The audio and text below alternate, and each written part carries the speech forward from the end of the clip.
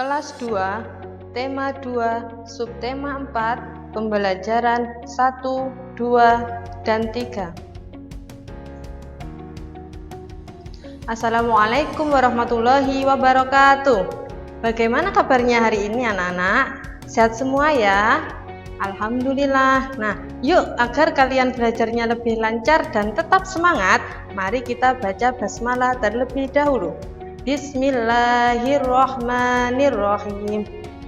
Nah, pembelajaran kita pada hari ini kita akan membahas bermain di tempat wisata, pembelajaran 1, 2, dan 3. Yang pertama, kita akan membahas tentang jenis-jenis benda. Yang kedua, kita akan membahas tentang operasi pembagian bilangan. Yang ketiga, kita akan membahas tentang permainan tradisional. Dan yang terakhir, kita akan membahas tentang kerajinan kerang hias. Mari kita mulai belajar hari ini ya. Nah, Ustazah tanya, ada berapa jenis benda di alam semesta? Kalian tahu ada berapa? Ya, benar. Benda di alam semesta digolongkan menjadi 3. Apa aja ya? Yang pertama, benda padat. Benda padat adalah benda yang memiliki bentuk dan ukuran yang tetap. Yang kedua, benda cair. Benda cair adalah benda yang memiliki volume yang tetap, tetapi bentuknya dapat berubah-ubah sesuai dengan tempatnya. Yang terakhir apa, anak-anak? Ya, benda gas. Benda gas adalah benda yang memiliki ukuran dan bentuk yang berubah-ubah sesuai dengan tempatnya. Nah, coba diperhatikan pada gambar tersebut. Kira-kira mana ya yang masuk benda padat, benda cair, dan benda gas? Coba dilihat. Nah, yang pertama gambar payung. Payung adalah benda apa? Benar, benda padat. Karena payung tidak dapat berubah bentuknya dan ukurannya juga tetap. Ya, yang kedua apa ya kira-kira? Udara dalam balon. Benar. Kenapa? Karena udara dalam balon itu adalah benda gas yang ukuran dan bentuknya berubah-ubah sesuai dengan tempatnya. Terus yang terakhir kira-kira yang benda cair apa ya? Ya, air. Air adalah benda cair yang bentuknya sesuai dengan wadahnya, bentuknya berubah-ubah sesuai dengan tempatnya. Nah, paham ya anak-anak? Oke, selanjutnya kita akan belajar tentang operasi pembagian bilangan. Di sini kita akan belajar operasi pembagian bilangan yang ada 2. Yang pertama, kita akan belajar tentang sifat pembagian dengan bilangan 1. Ustazah ada contoh soalnya. Dengarkan ya. Ina mencetak 5 bentuk persegi dari pasir. 5 persegi dibagikan kepada kakak Ina. Berapa banyak persegi yang diterima Kak Ina? Nah, ya coba berapa? Kira-kira bagaimana ya mengerjakannya?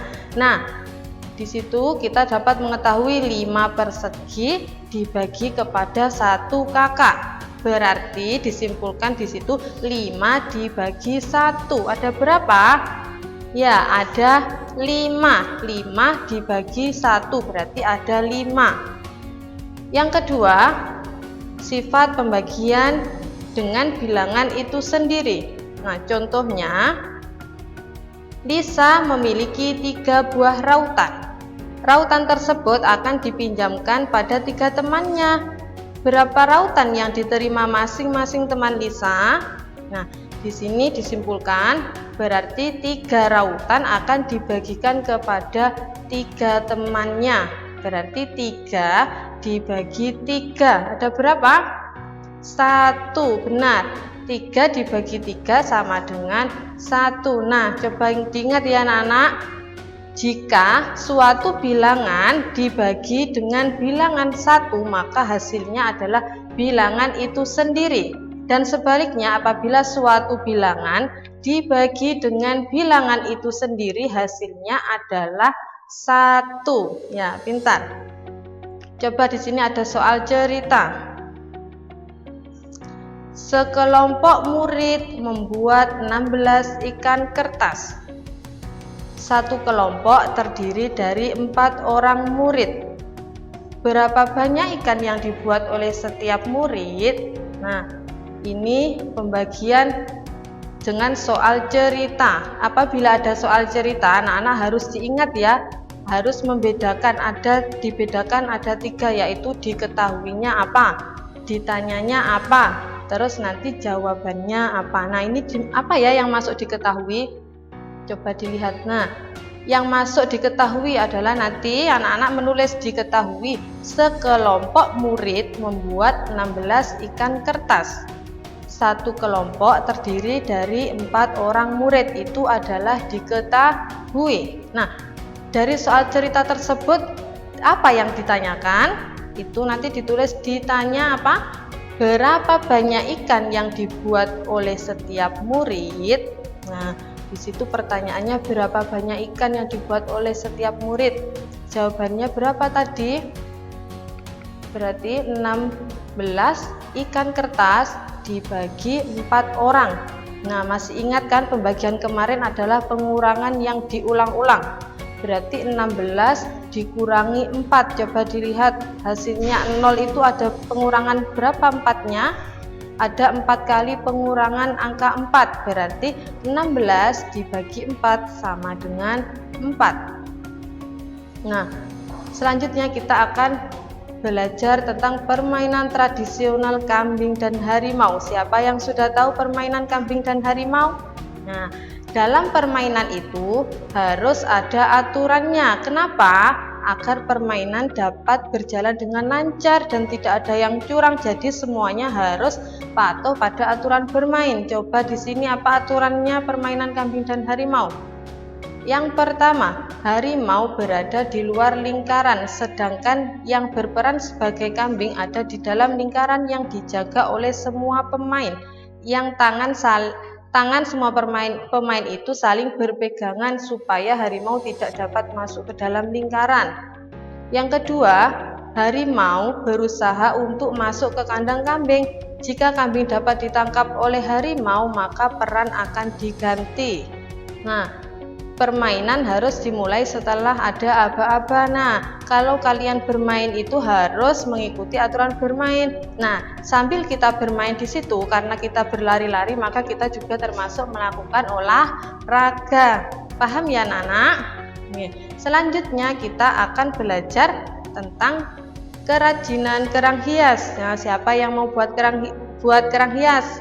Caranya ini. Alat dan bahan yang harus disiapkan apa aja? Kerang, cat air dan air, kuas, dan palet warna. Itu alat dan bahan yang harus disiapkan. Nah, bagaimana cara membuatnya?